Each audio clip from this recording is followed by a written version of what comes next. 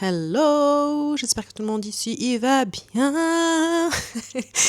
Petite vidéo, welcome, où j'ai trop envie de venir apporter les bribes, parce que je vais forcément faire un épisode de podcast où j'irai beaucoup plus en profondeur, mais les bribes de la masturbation intellectuelle et de la guerre intérieure qu'on peut avoir. Pourquoi ? Parce que ça fait quand même 2 jours que c'est un sujet qui me parle. Je tombe sur une vidéo.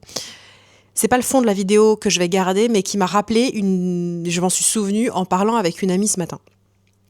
Donc dans cette vidéo, elle expliquait le fait que souvent on a plus le réflexe d'être en guerre intérieure plutôt que d'aller potentiellement faire cette guerre à l'extérieur. Tu sais, ce truc-là en mode je garde pour moi, je souffre en silence plutôt que de dire les choses et pour X ou Y raison, éviter un conflit à l'extérieur. Quand je dis c'est pas exactement ça, c'est parce que, donc je replace le contexte, ce matin je parle avec une amie. Et elle m'explique, pour une situation qui la regarde, je la vois me raconter toute son histoire, et donc du coup déballer toutes les histoires qu'elle se raconte autour d'une situation. La situation, c'est j'ai matché, j'ai vraiment eu un feeling avec un homme que j'ai rencontré, et je vais donner un détail, peu importe, c'est il met 6 heures avant de répondre à mes messages. Et de cet exemple-là découle du coup toutes les histoires qu'elle se raconte, qui fait bien évidemment écho à cette spécialité que j'ai eue pendant des années et que parfois elle essaye de revenir encore à la charge, ce truc de se dire en fait, je me raconte plein d'histoires. Donc, si je reprends l'exemple de ma copine Précy, là, c'est mais peut-être qu'en fait, je lui plais pas. Peut-être qu'en fait, il a pas le temps. Parce qu'en fait, le pire, c'est que dans toutes ces histoires, il y a le côté auto-sabotage, genre c'est parce que je suis pas assez bien, truc machin bidule là.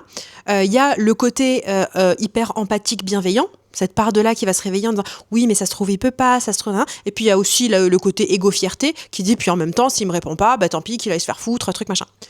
Et donc on va avoir un bon c'est pas exactement ça hein, là je pars de l'exemple de ma copine pour dérouler le fil. Et donc on va avoir un éventail d'histoires qu'on se raconte. Donc certaines vont nous donner l'impression d'aller bien, certaines vont clairement nous laisser pas bien, enfin on va avoir un panel mais le fond est le même. On sera pas bien et on va en souffrir. Pourquoi ? Puisque toutes ces histoires qu'on va se raconter, donc toute cette masturbation intellectuelle, à l'intérieur de nous, c'est là qu'elles vont créer, donc c'est pour ça que j'ai repensé à la vidéo, une guerre intérieure. Pourquoi ? Parce que on va rester dans le doute et qu'on n'aura jamais la réponse à nos questions. Pourquoi ? Puisque la seule personne à qui on devrait poser la question pour avoir une réponse de l'extérieur, on le fera pas puisque on préfère rester et nourrir ce boulgui-boulga de souffrance intérieure plutôt que de prendre quelconque risque d'aller extérioriser ça.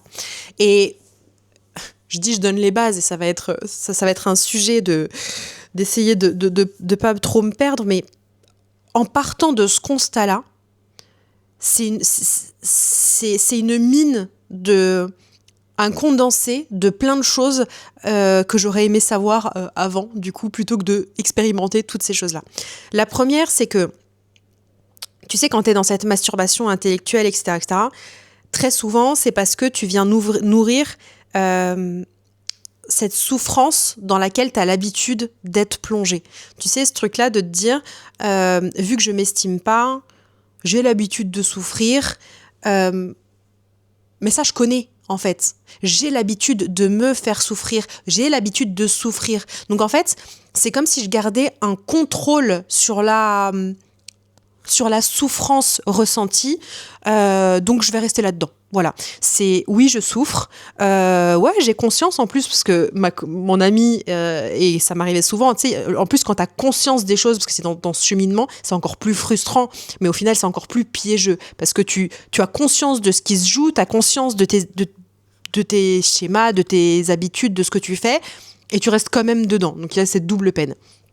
Mais donc, quand tu es dans cette souffrance, en fait c'est ta zone de confort, donc il y a la part contrôle, il y a la part j'ai l'habitude de souffrir qui fait que, en fait, même si je sais et qu'il y a une part de moi qui aimerait sortir de là, en fait, je sais que même si c'est pas ouf, c'est confortable, je reste dedans. Pourquoi ? Parce que, en fait, quand tu te poses quand tu fais ta masturbation intellectuelle et que tu te poses tu te racontes toutes ces histoires avec ces 50 milliards de questions qui ne resteront qu'un énorme doute permanent, et c'est ça qui est pas confortable, en fait, le moyen simple de sortir de ça, il est logique. C'est OK, plutôt que de me raconter 50 milliards d'histoires, je vais aller poser la question et dire tout ce qu'en général je vais dire à des copines ou que je vais ronchonner dans mon coin. En fait, je vais le dire à la personne intéressée, au principal intéressé. Et comme ça, en fait, il y aura plus de sujet. Et donc, le truc, c'est que c'est basique de se dire « je vais poser la question ». Mais c'est pas si simple. Parce que si c'était simple, déjà tout le monde le ferait. Mais pour toutes les personnes et donc là je vais ressortir une phrase, ma copine me dit, elle m'a balancé dans tous nos échanges, elle me dit « en fait, je m'en fous de sa réponse ». Et quand j'entends « je m'en fous de sa réponse », moi à l'intérieur, ça me dit « hop, hop, hop ». Non, parce que si vraiment tu t'en foutais, t'irais. Mais c'est ça, en fait, le challenge, c'est que comme on a l'impression que en souffrant de notre côté, on a contrôle sur la souffrance et ça n'engage que nous. Si on se dit, je vais en parler à la principale personne, au principal intéressé, si vraiment on s'en fout, on y va. Parce que je pense que quand on a une question à poser, quand on a un doute, etc., à poser à une personne qu'on ne connaît pas ou sur lequel on n'a aucun doute sur la relation, c'est-à-dire qu'on est en confiance, en sécurité, en safe place pour dire à cette personne qu'on aime, voilà, j'ai ressenti ça m'a pas plu, etc., etc. On n'a aucun sujet en fait. Quand c'est un inconnu, vu qu'il y a rien, il n'y a pas d'atome, donc on s'en fout de le perdre, donc on y va aussi. Ce qui est difficile, c'est quand tu sens que il y a une espèce de relation un peu fébrile ou que tu es dans une attente de quelque chose. Le fait d'aller, si je reprends cet exemple de mon ami, c'est de se dire, en fait, si je vais lui dire factuellement ce que je viens de dire à mon ami, en l'occurrence moi, que factuellement il y a eu un feeling, il y a eu une connexion, je l'ai senti, et en même temps, moi je sais pas trop si je veux quelque chose, mais ça n'empêche que ça me fait chier qu'ils mettent autant de temps à me répondre. Voilà, si je pose sans trop rentrer dans le détail, c'était un peu la situation. Mais en fait, il y a plein de choses qui se jouent, donc je vais essayer de rester focus. En prenant cet exemple-là, le fait d'aller dire tout ça au principal intéressé, cette espèce de mécanisme de se raconter des histoires, de repartir dans une masturbation intellectuelle, en fait, elle va exactement se faire de la même manière, mais sur l'autre. C'est-à-dire que, mais si je lui dis ça, peut-être que je vais avoir honte, parce qu'en fait, je vais me prendre un râteau. Peut-être que je vais être blessée et je vais souffrir parce que je vais être rejetée. Peut-être que je vais être humiliée parce qu'en fait, cette personne, si en plus elle me rejette et qu'elle va les raconter à ses amis et qu'après ils me regardent, moi, je vais être humiliée. En fait, toutes les blessures qu'on peut avoir à l'intérieur de nous, on va les projeter juste sur le fait d'aller communiquer à l'autre. La différence, c'est que quand je suis dans ma merde, dans mon boulgui-boulga personnel, je sais pas pourquoi ça me fait ça... la discothèque de Light, j'espère que ça vous perturbe pas et que je suis pas en train de mettre le focus pour que vous voyez que ça. Mais c'est peut-être quand je mets des lumières autour. Et en fait, donc je disais, quand t'es dans ton boulgui-boulga de merde intérieure, la seule chose dont je suis sûre, c'est que si je reste là-dedans, je souffre de toute façon, parce que j'aurai jamais les réponses et je vais juste mariner encore et encore dans cette masturbation intellectuelle avec des questions qui n'auront jamais de réponse autre que ce que j'imagine et que je projette ou que je transfère. Par contre, si je prends le courage, je dis bien le courage, parce qu'en fait ça demande du courage de dire les choses aux gens, parce que c'est prendre le risque de se retrouver confronté à toutes les peurs ou blessures que j'ai citées ou autres. Et là tu te dis, ok, sauf que là, j'ai effectivement une chance sur 2 d'avoir ça en conséquence. Mais en fait, peu importe que je sois d'un côté ou de l'autre, je souffre. Donc, en fait, c'est de se dire, ok, j'y vais parce que, en fait, si je reste, je souffre. Si j'y vais, peut-être que je vais souffrir aussi. Mais je serai débarrassée de tout ce qui mouline à l'intérieur. Je serai peut-être aussi débarrassée, justement, d'une certaine souffrance. C'est juste que, après, j'irai travailler sur ce que ça a déclenché chez moi. Mais, vous voyez ce que je veux dire ? Il y aura un sujet. C'est genre, ok, j'ai eu honte, ou j'ai été blessée, ou j'ai été humiliée. Il y a un une source de souffrance. Alors que quand tu restes dans ta merde, t'en as pas une de source de souffrance, t'as toutes celles que t'es en train de te créer à l'intérieur de toi. Et accessoirement, quand tu as le courage d'aller dire tout ça, en fait, t'as aussi une chance sur deux que soit ce soit moins pire que ce que tu as imaginé, soit ce soit même positif, et tu peux même avoir une merveilleuse surprise, et en fait, du coup, tu auras eu le courage de quitter ta merde pour aller trouver un truc génial. C'est un sujet qui pourrait partir dans plein de nuances et de subtilités, mais je ne peux pas faire des vidéos d'1 heure. Donc, d'où le fait que j'irai plus profondément et encore, avec encore plus de nuances dans l'épisode de podcast que je ferai à ce sujet. Mais j'avais au moins envie d'apporter ici ce truc de... Je crache pas sur cette masturbation intellectuelle, sur tout ça, parce que c'est juste des moyens de protection qui, en général, sont juste un mécanisme interne. Et l'histoire qu'on s'est racontée, que en fait, je préfère souffrir en silence et avoir cette guerre intérieure, justement, plutôt que d'aller éventuellement prendre le risque que ça se matérialise à l'extérieur. Donc c'est juste un moyen de protection. Donc il n'y a pas ce truc de se dire putain, et de rentrer dans une guerre contre nous-mêmes.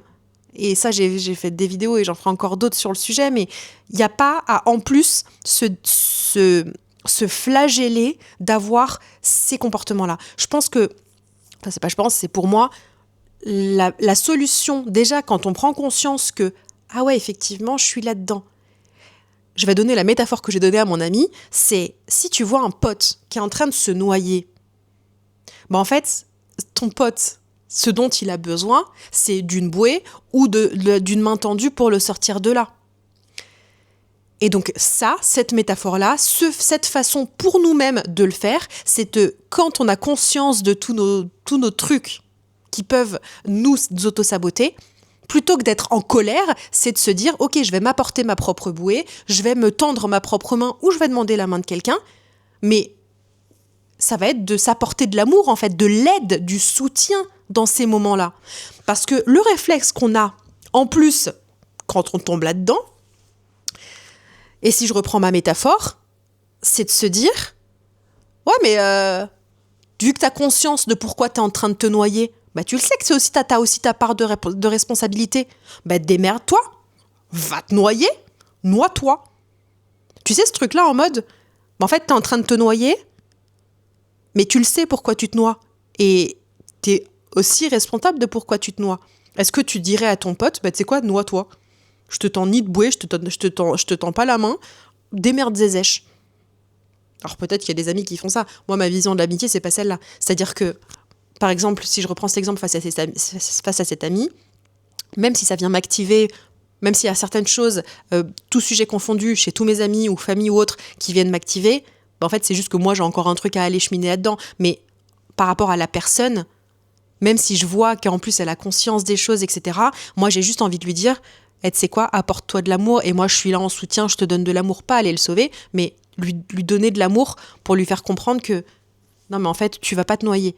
S'il faut, effectivement, je te donne la bouée, je te tends la main, je suis là, je t'aime, t'inquiète, ça va aller. Je vais pas aller faire en sorte de le noyer encore plus. Mais le problème, c'est que quand on a conscience de tous ces trucs-là, et c'est pour ça que je vous renvoie sur la vidéo juste avant, le dev perso ennemi de l'estime de soi, où j'approfondis ça, là, de se dire, en fait, à un moment donné, quand tu es dans cette souffrance, t'as pas besoin de leçons, en fait. T'as juste besoin, et t'as pas besoin c'est ça que je voulais dire, de t'auto-flageller et d'être encore plus salaud avec toi-même. T'as juste besoin de t'apporter de l'amour. Et ça, c'est un job, parce que quand t'as pas l'habitude, c'est pas évident. Mais au même titre que tu empirerais pas la noyade de ton pote que tu aimes, en fait, faut juste prendre conscience de, ok, là, je suis en train de, ok, effectivement, je suis dans cette masturbation intellectuelle. Donc au final, je suis en train de me faire du mal. Plutôt que de me dire putain, fais chier, et voilà, et encore, et j'ai les outils, et j'y arrive pas, et truc et machin. Donc là, on serait en train de allez, vas-y, je m'auto-noie encore plus. Non, c'est de se dire ok, c'est pas grave, c'est un moyen de protection, je m'aime, ça va finir par passer, ça passera quand ça devra passer, j'ai besoin de m'apporter de l'amour, et c'est là où petit à petit, on va changer le game.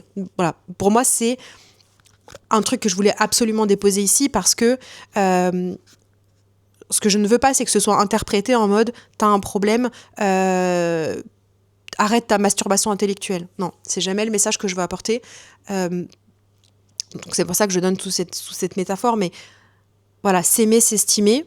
Je pense que ça devient une routine dans toutes mes vidéos, mais par rapport à cette masturbation intellectuelle, là, toutes ces histoires qu'on se raconte, le truc qui m'a le plus aidé au final dans ce schéma pas ouf que j'ai eu, c'est juste d'avoir le courage de me dire, en fait, cette souffrance-là, le fait d'être dans le doute constant, parce que le doute, pour moi, c'est la pire des choses. Enfin, et je pense que pour beaucoup d'êtres humains, quand tu sais pas, tu sais, quand tu arrives à un stade où tu te dis, en fait, de pas savoir, c'est trop dur. Je préfère encore que ce soit négatif, même si c'est pas positif, mais d'être dans le doute comme ça, de pas savoir, c'est la pire des situations. Mais en fait, c'est exactement ça que je ne voulais plus dans ma vie. Et donc, je me dis, mais tu sais quoi ? Quitte à souffrir, maintenant, je vais apprendre à dire les choses.